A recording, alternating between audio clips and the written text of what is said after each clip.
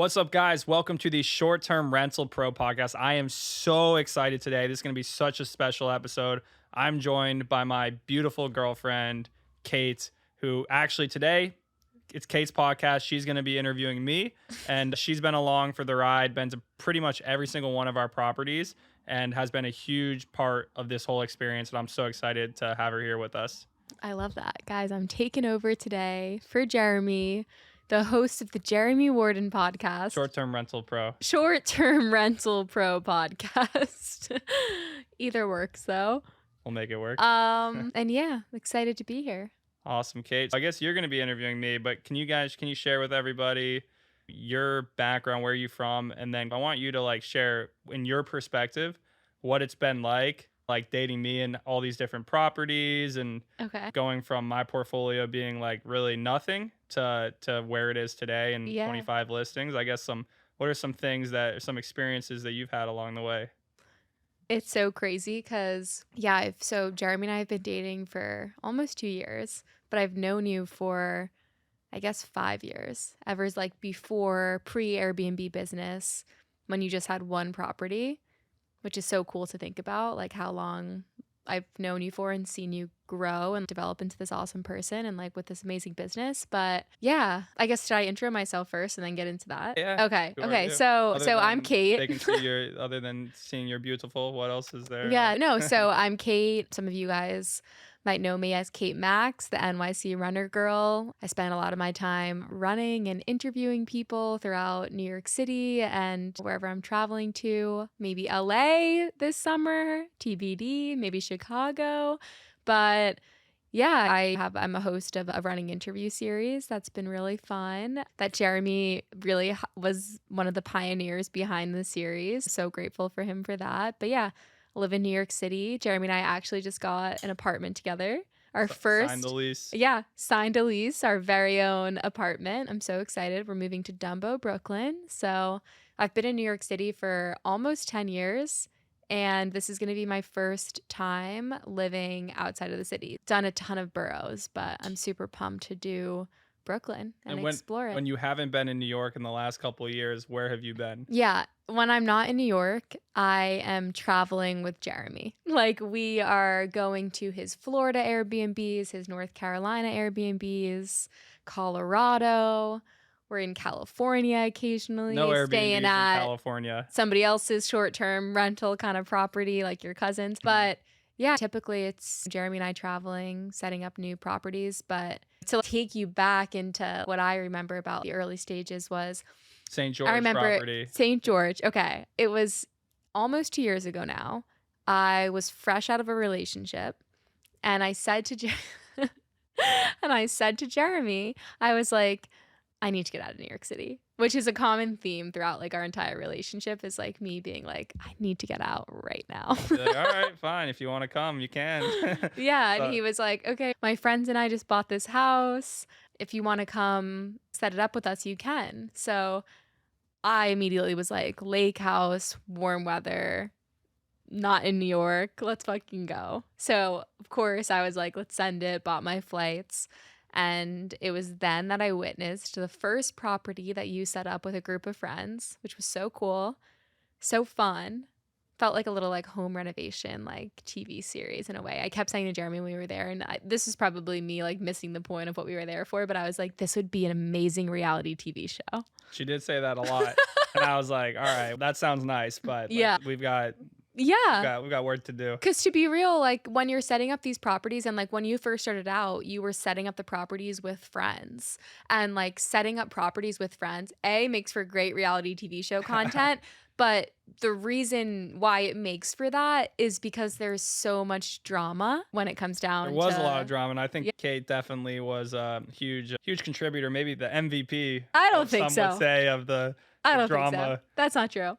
That's actually not true. What happened was I was like, I'm here because I need some time to relax. I need to be by the lake. So I decided that I was going to paint a mural in the backyard on the dock, which is what I did. And I just chilled out there. I love the initiative. Yeah, Definitely and Jeremy was like, there's a lot going on. Let's not talk about me being, maybe I overspent the budget on the dock. All right. Well, Kate, I would say that the murals, she has drawn murals at multiple of our properties at this point. She's drawn that first, that the house she's talking about at the lake, and she's drawn murals in Florida. I love when she draws murals. She does a Paints. great job. She doesn't tend to paint murals.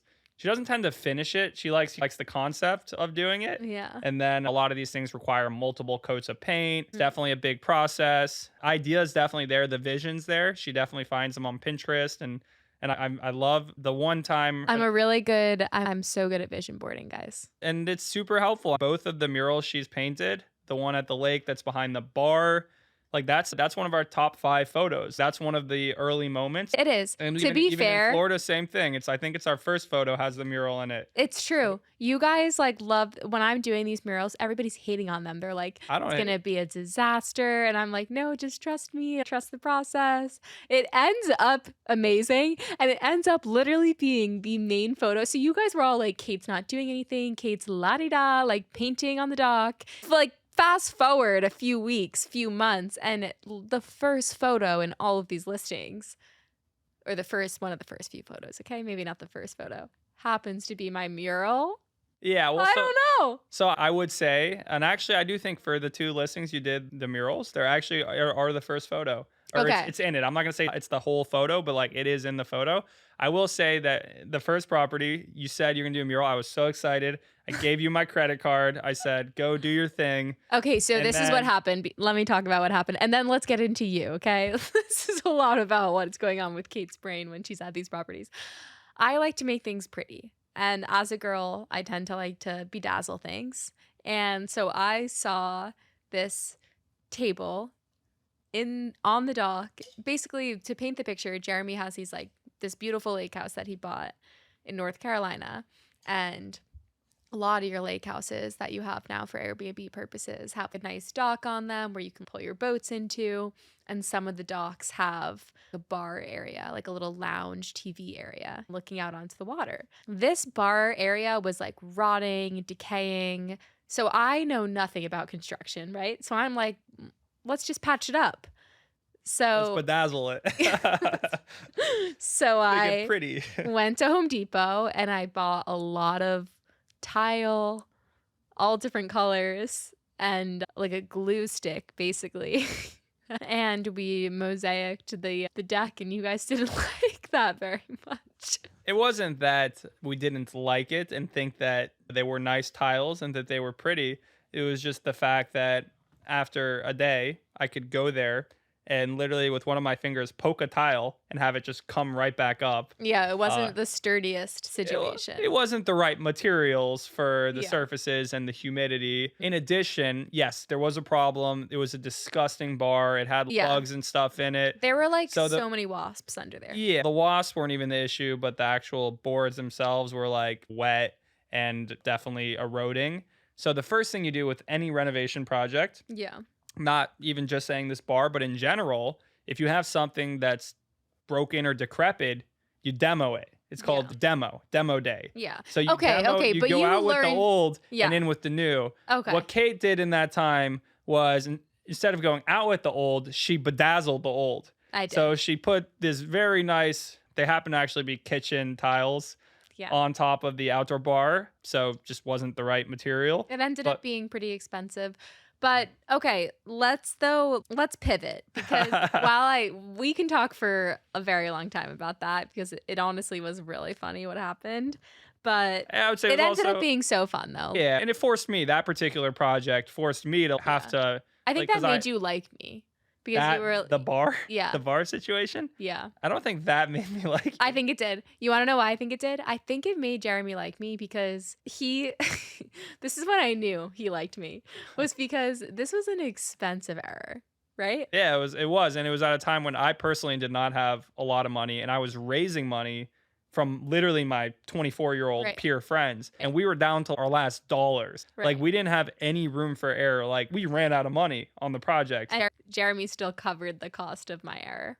I did. I put that on my personal credit card. I gave Kate my personal credit card, and I ate it. I just ate it. I had to eat Yeah. it because everyone was looking at me like, dude, you really just let her do that? And I'm like, just I don't want to talk about it. Yeah. It's on my credit card. It's Okay. gone. Okay. And it's Yeah. fine. It was fine. It ended up being fun. The mural was beautiful Yeah. and Yeah. incredible job with the mural. And I mean, I went to Home Depot and I got wood and I broke out the old and I put in the new and it looks great now. It So does. it Yeah. forced me to have to spend a day and drive to Home Depot and actually do it the way it probably should have been done to begin with. Yeah. But whatever. It's fine now. The bar's still there. Yeah. We found out The that mural's still there. We haven't done any touch-up paint on it and it still looks good. Okay. Okay. Yes. Okay. So let me bring this back to you. Okay. So North Carolina, as you guys can tell, was an experience, right? It was very fun to be with a group of people, decorating a house, really reality TV show content. Okay. I want to ask you, like, what made you want to do that? What inspired you to, because you already had an Airbnb, you had your family's lake house that you guys were listing out. What, like, sparked something inside of you that you were like, oh, let me buy this house with a group of friends? Yeah. So I had, at that point, I was managing several houses. One of them being a house that I partnered with my family on, was one of the houses I was managing. But the rest were just houses I was managing for external homeowners. And I could see, wow, all these houses at this time on this lake were making a lot of money. And we had, if you recall, we had and you came too, July 4th, beginning of COVID. So 2020, July 4th, Yeah. had several friends, including yourself. I think this was another instance of you being like, get me out of New York. And I'm like, if you want to come, you can come down to North Carolina for July 4th. So at that point, I had started my boat rental business and I had several boats on the lake that we're renting out. I had a couple or several co-hosting clients. And I remember just like showing, like Karosh, for example, who was with us down there, my Airbnb account, just being like, yo, dude, people are like paying a lot of money for these houses. And he was an investment banker. Like, he knew investing. And he was just like, what the heck what is this numbers? I was like, yeah, people are paying $4,000 or $5,000 a week for these houses to rent them. And he's a smart guy. He could do the math in his head. He knew it was very lucrative. Okay, so you had friends that were interested. Yeah, I had friends who just expressed interest. Okay, so I was like, all right, I'm down. Okay, so then like my family, like we were tapped out as a personal, like I was tapped out. Like I so then walk me I could do with my family. Like I had to do other people. Okay, so then walk me through this. Was after you figured out that this was a good investment, you knew that this lake was going to be profitable. What was the process of finding that first house? Yeah, so at that point I had a comp set because I was managing several, so I could see that, you know, one of these houses is pulling in, let's say that our 6-bedroom house is pulling in $125,000 a year. Our 4-bedroom house is pulling in, that I'm managing, is pulling in $90,000 a year. Our 3-bedroom house is pulling in $70,000. All right, looks like the 6-bedroom houses are the ones that pull in the most. So I found a 6-bedroom house on the lake. It was technically a 4-bedroom, but we converted to 6. That was, I think it was like $585,000 at the time. So based off the purchase price, based off our comparable property, I could say I have a pretty high confidence that the place will make about this much money. And obviously I can tell how much it costs because that's what it's listed for online, and do the math and figure out, it's called a pro forma financial analysis. Do the math. I've actually built software to this point to do pro forma financial analysis. Shout out BNBCalc. And just run the numbers and get an idea of how much it's going to make and how much profit it'll have for the investors.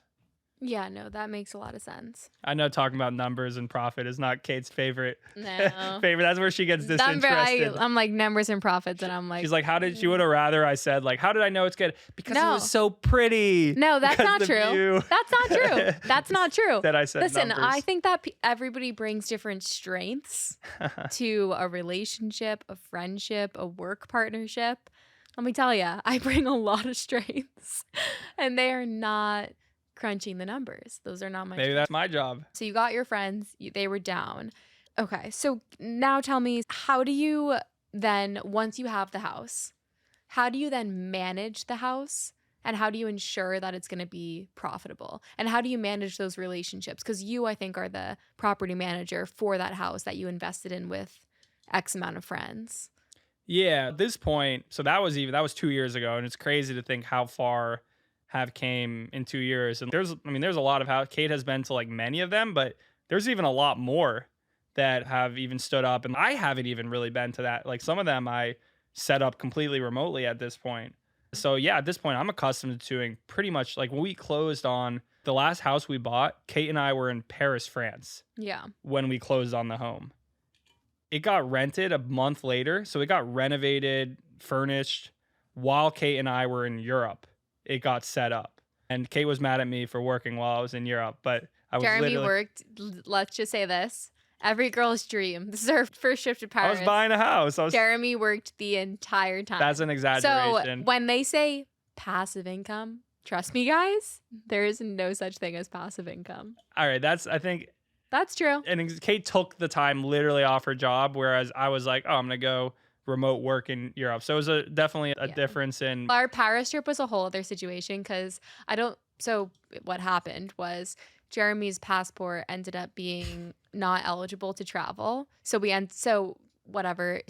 were supposed to leave a week prior, which is I think when you had blocked off your calendar. Yeah. And then what happened was we ended up leaving a week later because we got to the airport and we were initially supposed to fly out and they were like, you actually can't travel today. Like your passport expires in less than 3 months. And yeah, tangible tip for you guys, not short-term rental related, but check your passport expiration date when you go out of the country. Yeah. That was something I had to learn the hard way. Yeah. If your passport doesn't have a certain month period of eligibility left on it, you can't go to certain countries. So I learned that the hard way.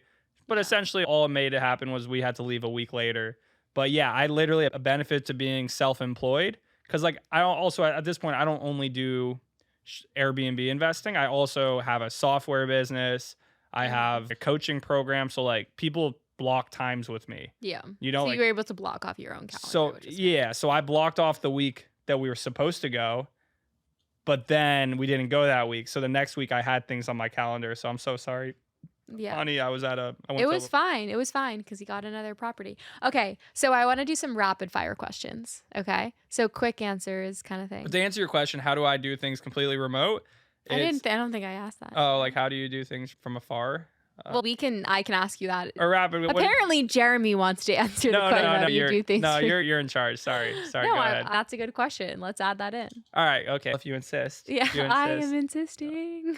So you have a virtual operation and you have an in-person operation. The virtual operation for short-term rentals is guest communication, ordering supplies, dealing with the calendars. So I have a team of virtual assistants in the Philippines who is in charge of guest communication. But let me slow you down. When did you decide that it was a good time to hire virtual assistants? Because for a while you were doing it on your own. I was. And I will admit that I was doing that. And that was really in the thick of things when I was physically setting up properties too. Mm-hmm. Like I was literally going house to house. Kate would come for a lot of them. Mm-hmm. And actually, in a lot of times I was doing physical work with my hands on the house too. Yeah. I think when I got to 13 listings, it's probably like May of 2021. I think I just had a realization at some point where I was like, all right, first of all, this is the last house that I am not going to do another house until my business is for better or worse automated. And I knew that I needed a team, a virtual team. Because at that time you had, so basically to back it up for people. So when we were talking earlier in this podcast about St. George, the lake house that we set up in 2021.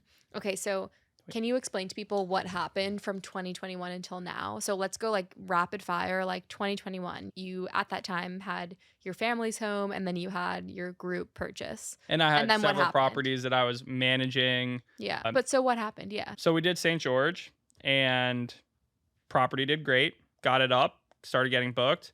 So my group of friendvestors, that was the first time I've actually ever said that word. Yeah. Friendvestors was stoked. They were super happy and wanted to do more. So decided that the next place we would buy, at that point, the lake, unfortunately, the numbers stopped working at the lake. So we had to go somewhere else. And we wanted to try somewhere else out. So then we did Florida. So we did Florida in October of 2021. Kate was there for that. She drew a mural. Yeah. And that went really well too. Got that set up.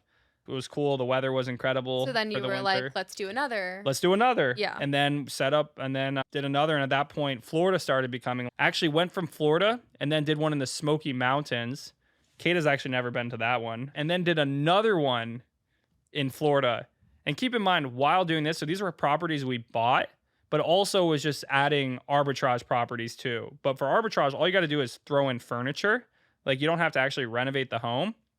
So really you don't actually have to be there because you just need furniture assemblers. Like whereas when you buy the home, we do a lot of renovations on them, which Okay, so yes. So what is happening moving forward now? So you have a lot of properties with friends, right? Like co-investments, or you have a few. I have several. And now where is your mindset? You want to do some like individual.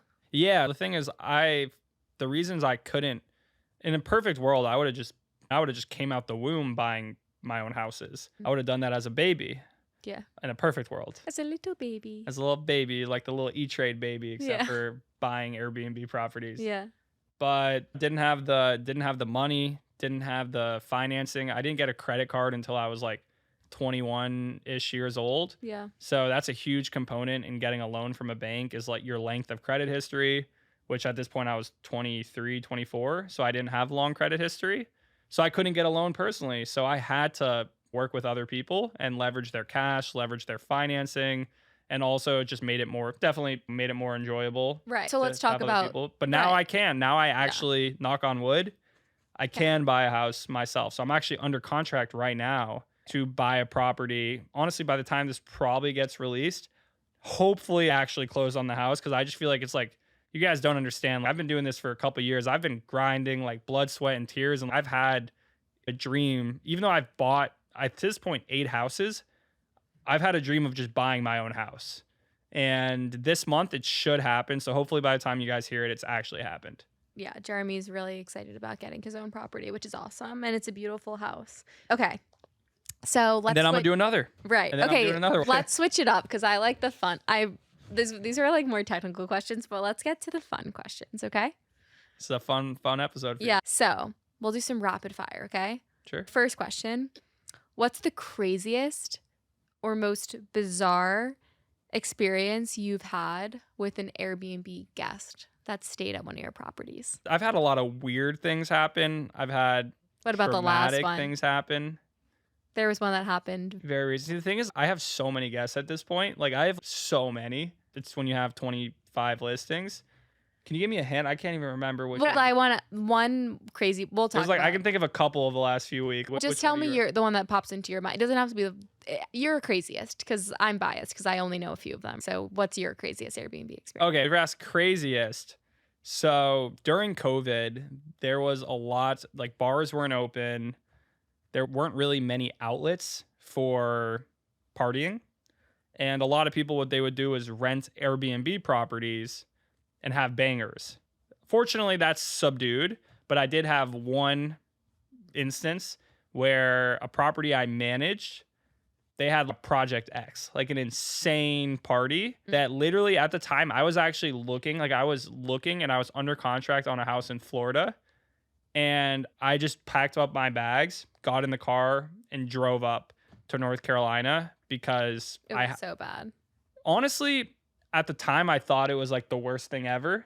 Like, I literally thought it was like the end of the world. Like, that feeling in my stomach, I remember, like, I like couldn't breathe. Like, it was nauseating. It was extremely traumatic. It was traumatic too because you were managing a high profile person. I was. Yeah, that was definitely a variable. It was the person that owned the property that he's referring to. I don't want to say who it is. We don't have to. Yeah, I'm not going to say who it is. It was like a celebrity. Yeah, and she was also a very dramatic person. Like, literally, that's what her celebrityness was drama. Being a dramatic human being. So she honestly, to be frank, wasn't even as dramatic as one of her family members who was like so dramatic. Okay, It was, but that it was was a an extreme crazy. situation. I was like, Yeah. this isn't. I just remember thinking because I'm like in my own like my stomach feels like a endless pit, and I was just like, oh my god, this is nuts. Okay, so Like let's go I'm through the not a drama details. person. Let's go Like, through. Give me quickly like some of the details. That was like, why was this project? Why are you classifying this party as a Project X party? first of all, I personally have videos.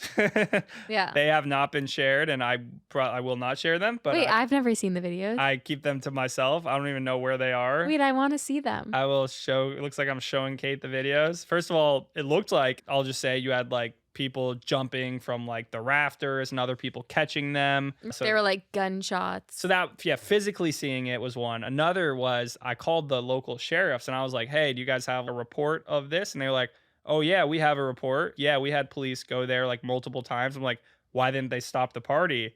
And they're like, I don't know. It just says here because they were repelled by gunshot bullets. Yeah. Okay. So And that's I was crazy. like, what? And then my heart and then my stomach even stank even farther because I'm thinking cops got shot. Okay. Sorry, not funny. That's crazy. Okay, next rapid fire question. What is the most unusual or memorable request a guest has ever made during their stay? Unusual or memorable request. Yeah. Is this something specific you're asking about? No, this is top of mind.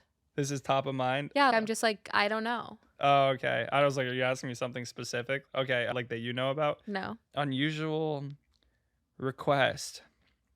See, the thing is, once you have just had so many guests at this point, like, it's just, there's so many things to think of. But I'll just say one group, they didn't necessarily request this, but they booked the house to film, like what they said was like an indie film.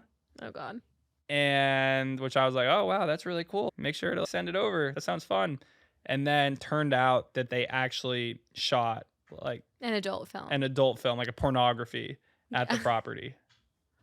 Yeah, that's true. That did happen. That was crazy. And they never sent And it you to just me. had something recently like that. Jeremy, we won't say it like in detail, but basically Jeremy got a very graphic video sent to him the other day over Airbnb Messenger. A That was photo, yeah, it was a guest. Thank you guys for the property. Like I used it to film an OnlyFans like photo shoot. yeah. Hope you guys like it. Yeah. And she like sent it to them. Yeah, and I saw the fun. I don't really try to open the Airbnb app and look at messages at this point. Yeah. You have people that are doing it for you. So I got it screenshot and sent to me. And I was like, oh crap. And then that was the only time Jeremy hasn't let me like see his phone. I was like, let me see. You don't want to see this. Yeah. Okay. Next question. What is the most unexpected thing that you have learned from Airbnb? Unexpected. I would definitely say with Airbnb to expect the unexpected. Like anything that can go wrong will go wrong is like the mentality I have. Like for instance, whenever you buy a house, I have the belief now that pretty much like every system in the house is going, because like a lot of these houses I buy are like rural houses that no one's lived in for a long time. So this past weekend, for example, the water heater went out at the newest lake house property and it was a holiday. It was Labor Day. Yeah. So there was literally no, and this is a super rural area, so there was no plumber who was willing to go out and replace the water heater. And that's just the type of thing. It's expect it. I should expect the unexpected. What was your question? It's just what have you learned? So it's basically like you have so much random shit happen that you're like constantly learning like random new things are gonna happen. Yeah, like things are gonna happen that at this point it's like something new, unique that happens. I'm not like in shock by it. Yeah. I'm like, oh, okay, all right, on to the next one. Okay, so this is my next question. This is personal, guys. So Jeremy, as somebody that decorates homes for a living, look at him smiling. It is personal. I knew this would be personal. How do you feel about me decorating our apartment together, our home? Honey, darling. And guys, just to clarify here, I have a design background and this is how crazy he gets. Yeah, tell me. I don't think it's crazy. Yeah, so I do create these experiences, these short-term rental. So I'm pretty I don't want to say like I'm a interior designer, but I feel like I'm good at it. And also I have a pretty good thought for functionality. Whereas I would say Kate, I love her to death. I would say functionality is not her strong point. That's actually, guys, let me just clarify. That's actually not true. The problem is that Jeremy has never seen me create a space before. And remember when I renovated that closet that we had? She did a great job with the closet. And you at the time were like, oh, she's functionally off. And I was like, no, trust me. I know it's going to be good. She did a good job with the closet. So then I don't understand why you keep saying. I'm letting you do this against my grudges. I'm allowing it. I'm giving you the green light. He's such like a little control freak over this whole situation. I'm just trying to do my office. That's the one thing. No, we're not putting black up in the office. Jeremy wants like a full black wall. I'm like, I want to make a studio for you guys. I want to literally make a recording studio. But look, this is beautiful and white with plants and. Yeah, but it also helps to have one in your apartment. We're gonna have. I'll still be here. Don't worry. That's gonna be part of our. Don't worry. We're gonna be making because I want to be able to film stuff too. So we're gonna make. We have our. Set the stage of our new apartment. Kate's very excited about our new apartment. I'm so excited. She would only let us get an apartment that had a wooden beam that came from the top. Listen, I have had this goal of having a loft style apartment in my head for years. And like personally, I haven't had my own apartment since pre-COVID because I subleased from like different people, lived at my parents' place for a little bit. So this is like my first home. So I'm just so excited to be able to decorate it and make it like a really calming and beautiful space. Kate calls me like several times a day right now. I've put together talk about setting up designing this house. I've put together mood boards. I've put together a 3D model of the apartment, which was very hard. She's never done any of this for any of the Airbnbs. Yeah. She's never even Yeah. You don't know what I'm capable of, Jeremy. I'm excited. Maybe you can use this strength and you can put you to work on maybe the house I'm buying right now. Or maybe the one we'll do after that. Yeah. Now that I know you're she's literally been creating 3D models for the house. Honestly, I was shocked when I saw it and I was like, dang, this is actually pretty, because we don't even have the dimensions. Yeah. And I was like, actually, it's pretty accurate. Yeah, I figured it out. Did you like take our videos and create a 3D model off it? Like, did you draw it yourself? Yeah, I watched a bunch of YouTube videos on how to create a 3D model. So that's what all you've been doing the last few days? I spent probably 6 hours doing this, guys. And let me tell you, I figured it out. So she hasn't done it for the Airbnbs, but for her dream loft apartment, that is when she actually. This is why I am a firm believer that you have to visualize the life that you want. And right now I'm literally visualizing and crafting my new apartment, my new home. Can you visualize this next vacation house we're going to buy, but we're going to also have guests stay there paying for it? The North Carolina one? Or no, the one after that. Whatever one later, next one. Yeah, like not gonna say where I'm doing. Like the Grand Long Point one. I'm not gonna say where I'm doing it, but it will be somewhere. I don't know where. Yeah, for sure. I can't wait to see that one. We'll see. Time will tell. Maybe we'll have Kate back and would have done a 3D model for an Airbnb property. Maybe my next. Oh, that'd be fun. Yeah, I should do that. She can show it. She can pull out the phone. Yeah. Well, you have screenshots of the. I do. I can't. It's hard to show on this. But if you look at my Instagram or DM me if you want to see Kate's 3D models, I'll show you them. Yeah. What other questions you have, honey? Okay. Oh, here's a good one. Okay. How do you stay up to date on industry trends and what's going on? I just look at a lot of Airbnb listings. I look at a ton. I look at them all the time. I see what amenities hosts are providing. I see who's killing it. I always am trying to see who's out there making money and what are they doing and how can I do what they're doing and do better. I see who the pros are. I go out there. I have a list of Airbnb accounts that I consider like my pro list. And I literally look at their listings. I look at where they're investing, what types of properties they're investing in, how they're setting up the properties. And I try to copy and paste it to what I'm doing. Right. And they try to copy and paste what I'm doing. Okay, that makes sense. Okay, so let's talk about this. So 5 years from now, where do you see yourself? And then 10 years from now, like, where can we see Jeremy Warden? Where do I see us? You can talk about, if you want to do that too. How many kids do we have? In 5 years, I don't know how many kids. Maybe 1, 2. I'd say 2 would be. Maybe 1.5. Maybe 1 on the way. Yeah. Yeah, so honestly, like, I'm someone who... I feel like maybe one of my weaknesses is thinking like 5 years out. Like I'm definitely very like, all right, this is what I'm doing now. This is what I'm doing next. And I know that if I continue doing what I'm doing for a really long time, it'll be great. Yeah, but guys, But that's actually so okay. That makes sense, and I feel like a lot of people do that. But I also feel like it's so important to plan. And to I've plan. had some mentors I've talked to who say It can be like a you got to loose. know what exactly your goal is. You don't have to, I actually disagree with that. You do not have to know exactly what your plan is or what your goal is, but you should have loose ideas of like where you see your life going. Like for me, it's like I have a running interview series, right? Like I used to work in branding. I worked in advertising for 6 years before I was able to do this. So like I could see myself doing multiple things. Like I could see my interview series leading me into working in-house at one of the brands that I'm growing a relationship with, which running community marketing, which would be so cool. I could see myself Running community marketing, literally. literally running community marketing. I could see Not seeing it. myself like coming out with my own brand or like my own product that is really aligned with me and what I love. So like those are two specific avenues, and I could see myself writing a book one day about something fun and maybe a children's book. I don't know. Yeah. But So okay, what could you see yourself doing? yeah, I mean, I've definitely found a business that I'm passionate about. I like creating these properties. I want to have more of them. Yeah, I want to own. I've done arbitrage, I've done co-hosting, which has been awesome, which have really allowed me to scale my portfolio, have more employees, have economies of scale, build my cash flow. But at this point, I definitely want to buy properties and just continue to do that. So I think I'll probably try to buy 2 a year. So 5 years from now, we'll own 10 more, 10 more houses at least. And also probably want to try to get into like boutique hotels. And like the 10 houses will Kate at this point will own them together potentially. Yeah.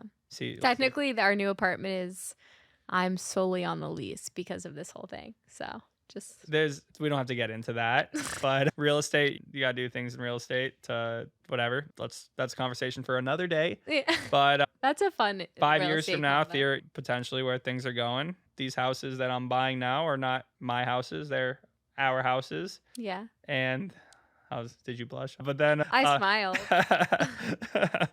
I would love but the thing is with me is like eventually I want to have like our own properties that people don't stay in. no, that's totally So sure. hopefully that's part of your plan too. Sure, that. But Can I totally, love your goals for Airbnbs, obviously. yeah, totally. So Do you want to buy a building? yeah. So also, I want to get into larger scale projects. So that would be a boutique hotel, Yeah. a big glamping resort.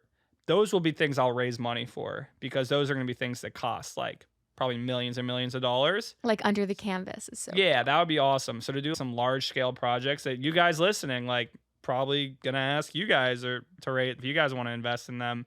So that's big projects in addition to like personal portfolio growth. And then also, well, so I like software. I like building our software company. Yeah. I like creating tools that help people. I like that I'm working with others at this point, helping them succeed. but That's yeah, I something- want to talk about that. Okay. So you want to build out your software company, which I think is so cool. maybe do other software companies. Well, but okay. It will be the same thing, but Yeah. we'll pivot. Yeah, because you guys have such a cool team for your software company that Yeah, I think great has a guys. lot of legs. Yeah. But no, you said something that like stood out to me, which was about like igniting your community. Do you see yourself in 5 years doing more like panel events for people and like really creating a community of Airbnb investors? Like I know you love like your coaching program. Yeah, I like people. I definitely like human beings. I like people. Maybe that's why I also do being in short-term rentals because it is a hospitality business, and I like when people are happy when they're having lifelong experience. The thing with our properties is people have memorable experiences that they're going to remember for the rest of their lives. That's what they tell us. They say Yeah. this will be my grandma. They send us pictures of their grandma catching a fish on the dock. Yeah, like they Or, love like, going to the lake. I love that. Like that pulls my heartstrings when I see little kids like smiling Aw. on our boats, like whatever it may be. I do like that. And then for the coaching program, it's great because ultimately my job is to help the trajectory of someone's life. Like short-term rentals changed my life. When I started, I was working for someone else. I was going into an office that's actually not that far from here every day. I had to be there by 10, and like I probably couldn't, if I left at 5:36, that was like I was leaving too early. So I had to stay there at 6:37. So I didn't really have, if I went on a trip, like Kate, if we went to Paris, France, I couldn't just block my calendar for a week and say, No, because you have your own company. yeah, exactly. So I have, that has been something that have been able to build for myself. It Yeah. has changed my life. I honestly think, to be frank, like that's helped change your life. Like me having the time to help you Yeah. with everything. If I didn't have that time and freedom and creativity or ability to be creative on my end, like I probably wouldn't have been able to be very helpful to you Yeah. and my loved ones, like my loved ones, including yourself, but the people around me, like I can give a lot of time and energy and thought to like them and their situations. Yeah. So that's what I'm doing for others. Yeah, you are. You're really good at that. Jeremy's Yeah. a very good connector of people. He also helps people a lot. You do. You give a lot of like mental bandwidth to other people, which is cool. Yeah. For those who are willing, I mean, for my program, I'm like, what is your goal and objective?